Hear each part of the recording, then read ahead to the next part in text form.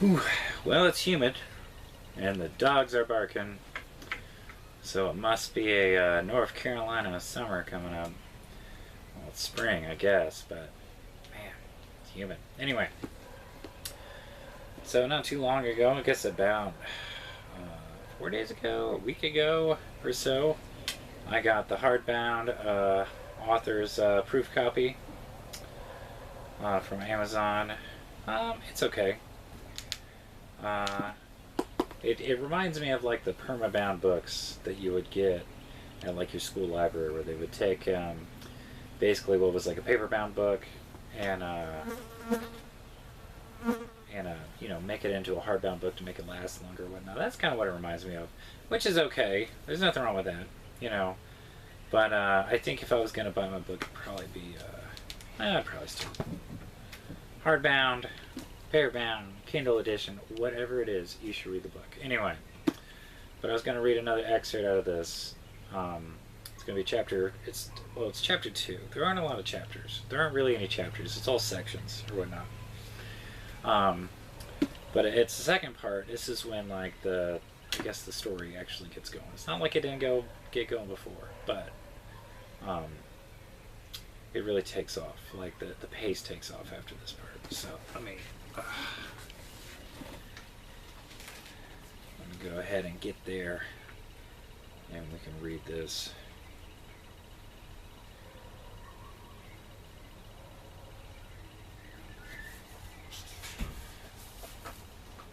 All right. Golden rays of morning filter through the pink smog. Dew vibrates off loudspeakers that spit and crackle. A million callous, trembling hands anxiously reach for a million smooth dials. Fingers swipe, buttons are mashed. Straight, rotten teeth smile at the morning. The wind shifts, blowing trails of blood across the sky, and orange love falls onto Chloe's hair, radiating divine promises of summer. She closes her eyes, savors the moment in quiet ritual, and speaks into the microphone. We are all one in Mother's love. She takes care of all our wants, all our desires. All of our essential beings she brings forth from the depths of her bottomless compassion and care. She is the light and goodness of all things, everywhere. She wants us to know that love is everywhere and in all things. No person, no matter how good or bad, sick or healthy, beautiful or ugly, is different in the eyes of Mother. For we are all her children, and deep inside our souls we are all the same, all equal, all bathing in the grace of her love. Just the other day I heard of a town which, compelled by the love they have for Mother and all her children, gave half of their belongings to be distributed among the most needy of her children. I want you to remember this story as you go about your day. Remember how Mother's love and generosity compelled these people to give as much as they could to the community, to the people, to the children. Hold these words in your thoughts.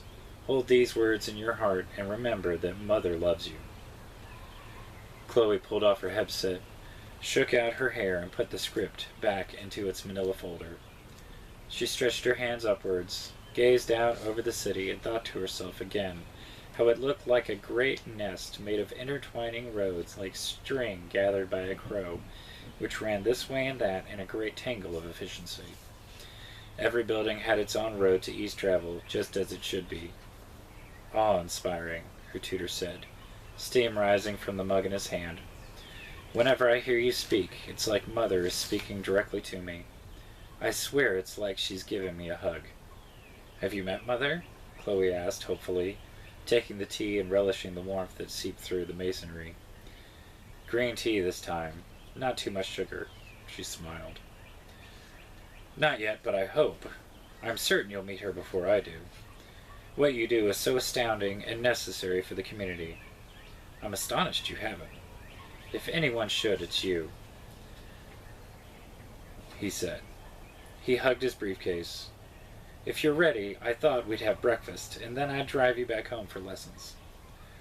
She stared at the microphone, biting her lip, and then gave the consul a little wave goodbye as she walked out. How many listened? She asked the tech.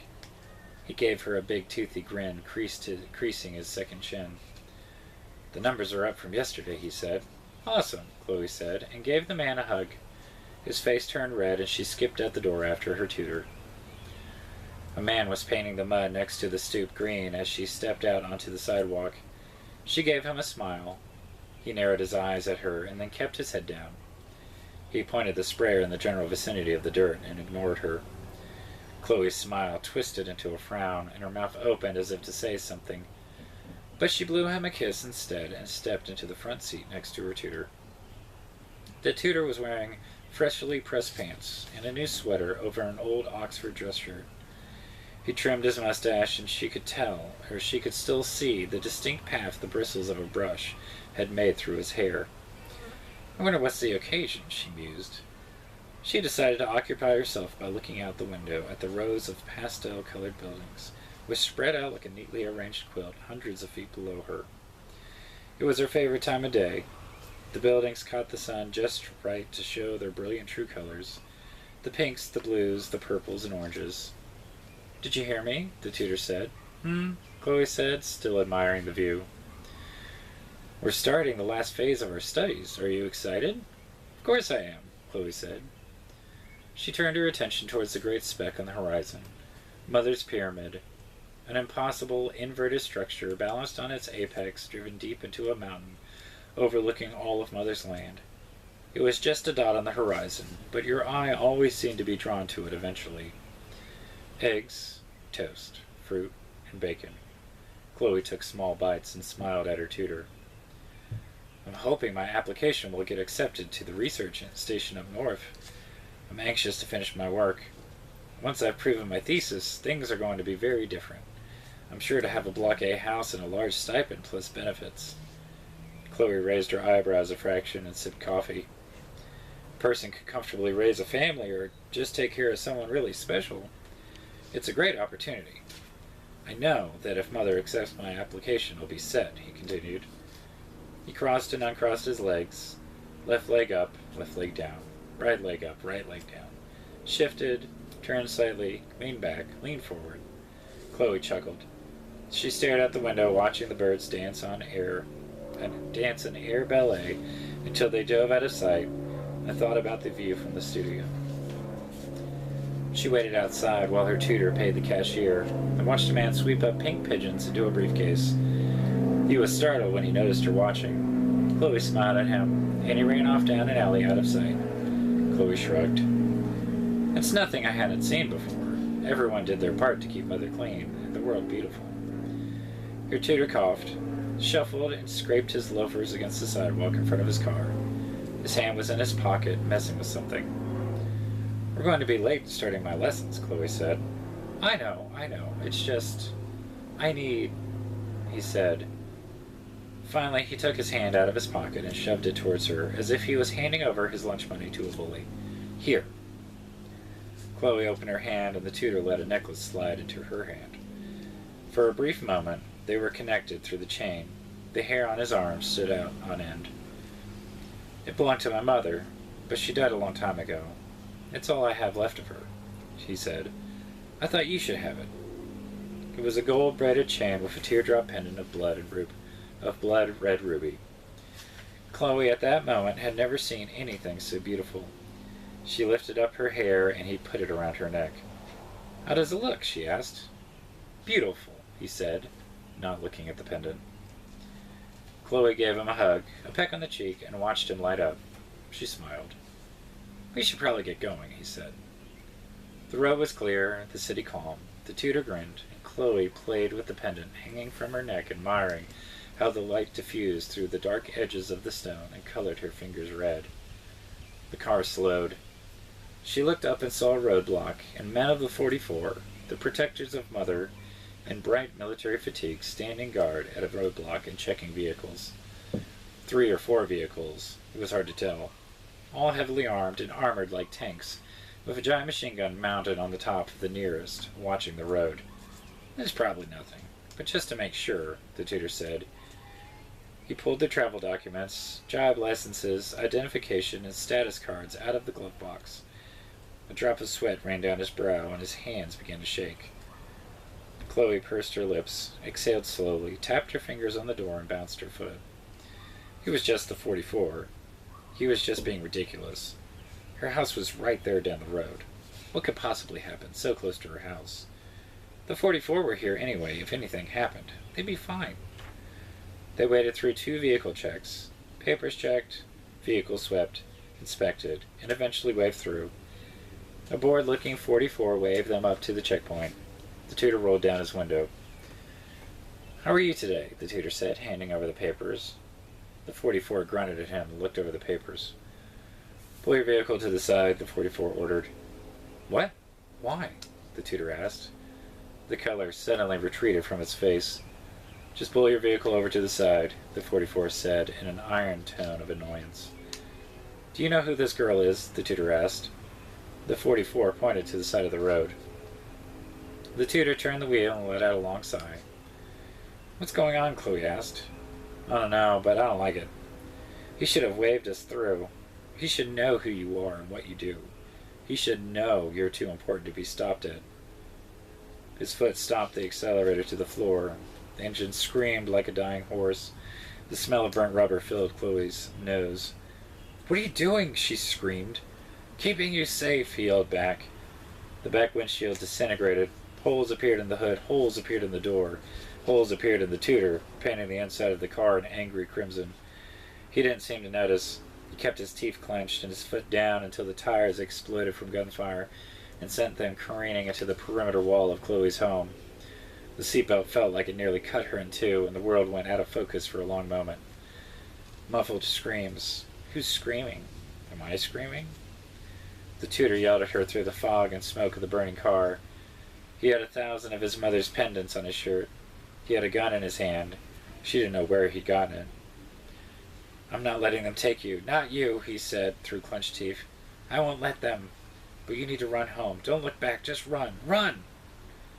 She was out of the car and running before he finished. But she did look back. She looked back at a guardian knight dripping blood on the grimy pavement, standing in the middle of the road and staring down a horde of 44, coming down on him like a tidal wave. He lifted his pistol to fire, and the machine gun turned him into a majestic blood angel on the road. Chloe screamed. Chloe ran. Her heart was pounding in her ears, her blood a dull roar. The guard was dead at the gate, lying face down in a pool of blood. Don't go to the house. But what else could she do? Her family was there. Run! Screams and shouts behind her. Run! Through the front door, through the foyer. Please, please, please. Everything blurry. Tears in her eyes. Pink rivers down her face. Please, she screamed into the living room, where she found them. Her father, mother, and brother on their hands and knees, black and blue, her father's face a swollen caricature. He gave her a nod. "This is just a bad dream," he said as calm as fate. Her family fell in slow motion as the soldiers distinguished their souls by flexing their fingers. She spoke. The air vibrated around her. Pain, agony, and despair radiated out from Chloe like a shock wave, which enveloped the soldiers. Some curled up and cried. Others froze.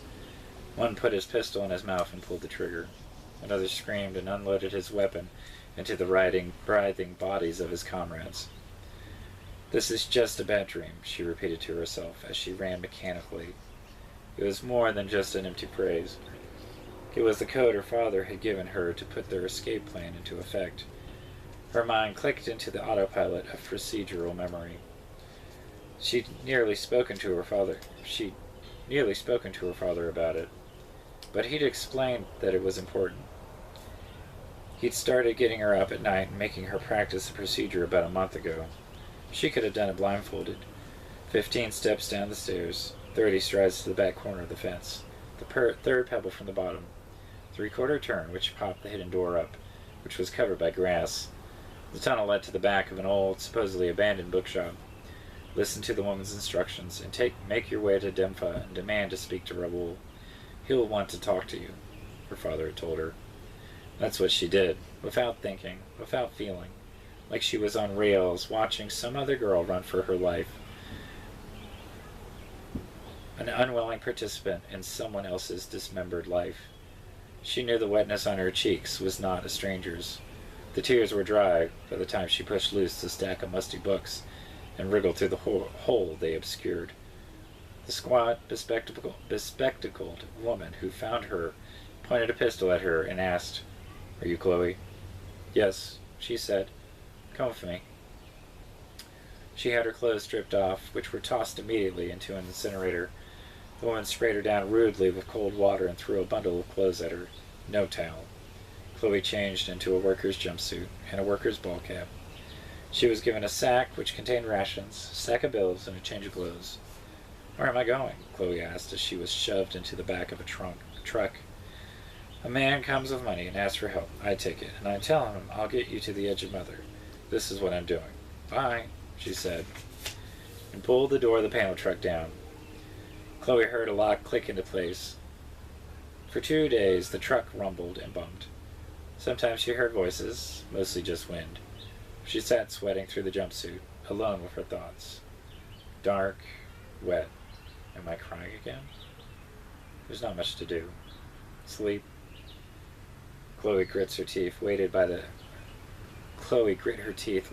hate that filled the hole drilled in her heart. What happened? Happened?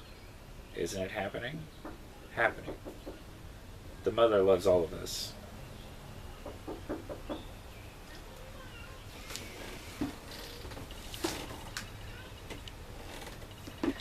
Children are interrupting me, but that's life. But the 44. The tears again. She rubbed at them angrily and wanted to scream and tear her hair and send a bomb of discontent and suffering into the heart of everyone in the world. Blood, blood everywhere, on the street, in the house, on the faces of the people I love, glaring cold and dead at me, burned into the lids of my eyes so that I see them when they're shut until I drift off into the void. Revenge. Revenge will fill the hole in me. Revenge will fill me. Fill me. Raoul's the answer. The door to the back of the truck opened. Chloe's tears were locked away inside the dark hole she dug for them in her mind. There would be tears enough for later. Right now, there was only work to be done. All she had to do was find Raoul and Dimfa. She climbed out and stared at the horizon. "Which way?" she asked. The man pointed west. She started walking.